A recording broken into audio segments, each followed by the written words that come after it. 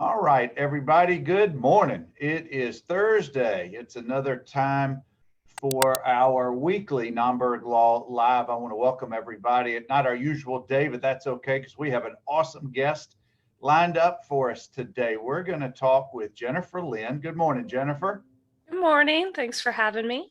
Oh, my pleasure. And guys, this is a topic that I've wanted to have a guest on, and I finally found the right one for us today. We're going to talk about the mindset, the lifestyle, and what is minimalism. Learned not just from you, but just from other podcasts and videos. It's a mindset. It's a lifestyle. It's not just throwing out stuff that means nothing to you, cleaning out, which I am a habitual thrower outer, if that's the right term. But particularly during the pandemic, when we've had more time than maybe from an adult standpoint than we've ever had, I just see things around my house that I'm just really, there's this much dust on it. Do I really need it? But I know it's not that simple. So I guess I've got a series of questions for you that I know that you'll be able to address. But I guess where I want to start is the state of mind of someone who approaches that lifestyle. It's not for everybody. And I've heard criticisms, this is an elitist mindset or whatever. That makes no sense to me at all. But Yeah. talk a little bit about the mindset, because we don't wake up one day and all of a sudden, or maybe we do, I don't know. We don't all of a sudden say, all right, I'm throwing out everything in my life. That's kind of extreme. Yeah. It's kind of anyway. I'm gonna hush up now and just kind of let you tell us a little bit about that mindset. So to kind of tie a lot of the things that you said into one sort of bundle, we'll start with the elitism comment because I think it's going to lead really well into the reason why people get to this mindset.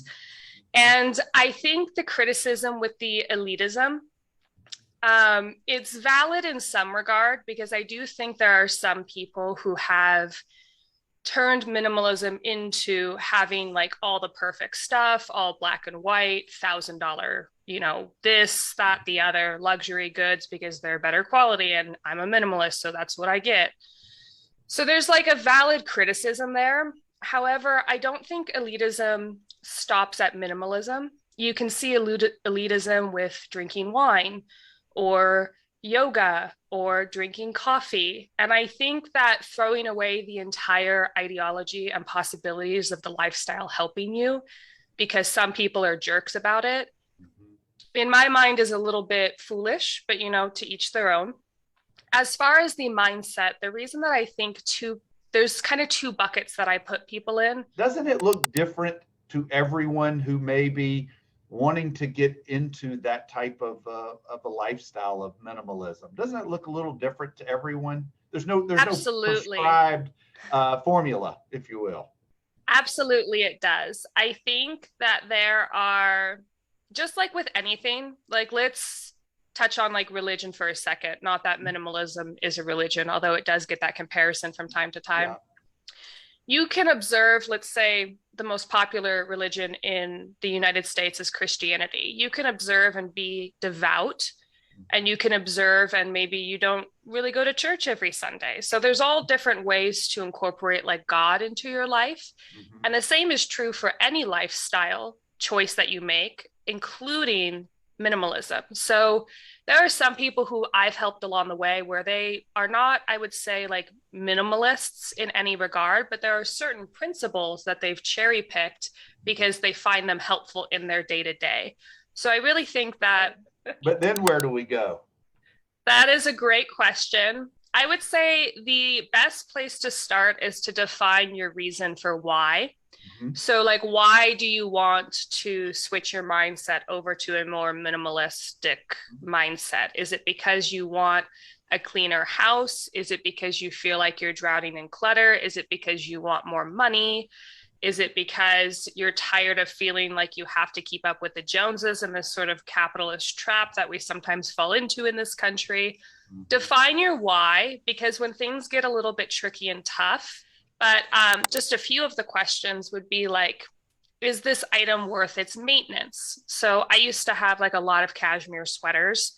Cashmere is beautiful, and I do live somewhere with snow, but I found that I was never wearing the cashmere because it's such a pain in the butt to clean and like deal with and maintain when I have other things that were just as warm, acrylic, whatever it may be. So in my life, cashmere was not worth its maintenance, even though it was like a high quality item. And that's just one example of like the many questions you can ask yourself. We just got a question submitted, Jennifer, but and I think you may have addressed this in a previous video. You mentioned a husband, you're hoping to have children. The question is, how does minimalism impact a relationship when maybe one does want to embrace that, but the other is really struggling with, I want my stuff. I got to keep my stuff. How do you deal with that in a family? That's a fabulous question to whoever asked it.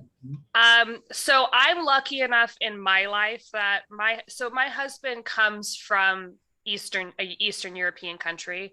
Mm-hmm. And in a lot of Eastern European countries, you don't have the luxury of like excess. Mm-hmm. So for him, he's always been kind of like a minimal person. Mm-hmm. And he really likes our house being stylized and well taken care of. And I think he very much understands the connection between, if I want my house to look like this, I have to not have X amount of stuff. So I got really lucky with him, but I do understand that that's not everybody.